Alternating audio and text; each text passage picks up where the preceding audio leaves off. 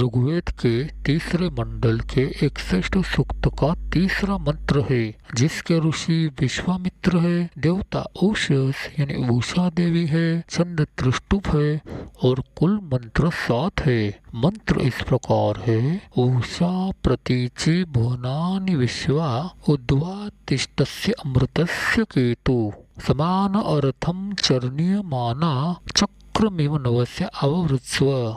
शब्दार्थ उषा उषा देवी प्रतीचि पूर्व दिशा में उदित होकर सारे विश्व के सम्मुख आने वाली, भुवनानि जगत, विश्वा सब, संपूर्ण, ऊर्ध्वा ऊपर की ओर, तिष्ठसि ठहरती हो, स्थिर रहती हो, अमृतस्य सूर्य देव के, केतु ध्वज प्रतीक चिन्ह, समानम एक समान एक ही, अर्थम मार्ग पर, चरणीयमाना विचरण करती हुई, चक्रम एव चक्र की तरह, नव्यसी सदा नवयौवन रहने वाली, अववृत्स्व पुनः पुनः आती है। अनुवाद। हे उषा देवी, आप पूर्व दिशा से उदित होकर सारे विश्व के सम्मुख आती है। आप अमृत स्वरूप सूर्य की ध्वज स्वरूप ऊपर स्थित रहती है। हे नित्य नूतन उषा देवी, आप सूर्य देव के रथ के चक्र के समान उन्हीं के मार्ग पर विचरण करती हुई पुनः पुनः आती रहती हो।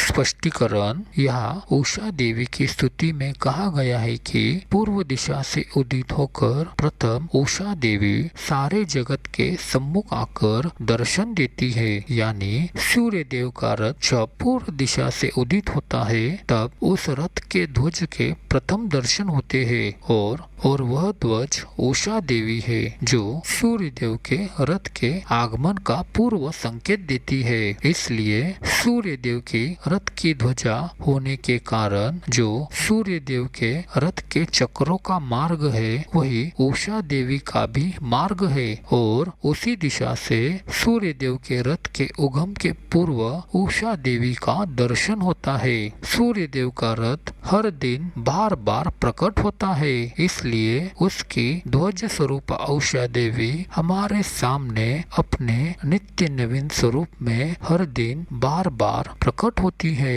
यह उषा देवी केवल भोर या प्रकृति की भोर नहीं है, बल्कि अंतरात्मा में जागृति, प्रकाश और चेतना का प्रतीक है। पूर्व दिशा यानी सत्य मार्ग, धर्म मार्ग ले जाने वाली मनुष्य को घोर दुखमय अज्ञान से दिव्य आनंद की तरफ ले जाने वाली दिशा है। जब मनुष्य सत्य के मार्ग पर, धर्म के मार्ग पर चलते हुए घोर दुखमय सांसारिक चेतना से आध्यात्मिक ज्ञान रूपी आत्मिक चेतना की ओर दृढ़ निश्चय से बढ़ता है तो उसके जीवन में अंतरात्मा में जागृति रूपी उषा देवी का उदय होता है और आगे वह उसी रास्ते पर चलता रहे तो उसके जीवन रूपी विश्व में आत्मज्ञान रूपी सूर्य का उदय होता है। जिस प्रकार सूर्य का मार्ग ही उषा देवी का मार्ग है, उसी प्रकार आत्मज्ञान का मार्ग ही सत्य और धर्म का मार्ग है। सत्य के मार्ग पर, धर्म के मार्ग पर निष्ठा से चलने वाले व्यक्ति के जीवन में नित्य नवीन आत्मज्ञान की अनुभूतियां प्रकट होती है। जब मनुष्य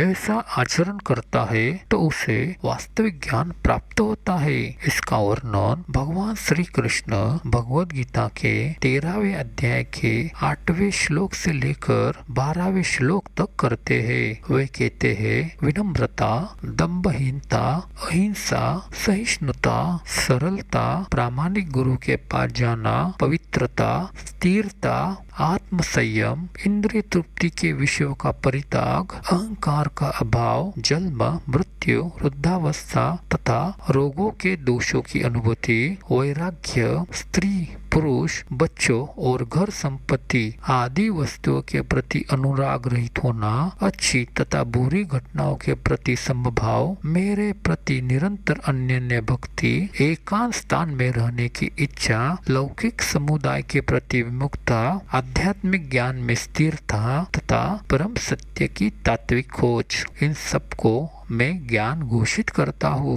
और जो भी इसके प्रतिकूल या इसके अतिरिक्त है उसे मैं अज्ञान कहूँगा।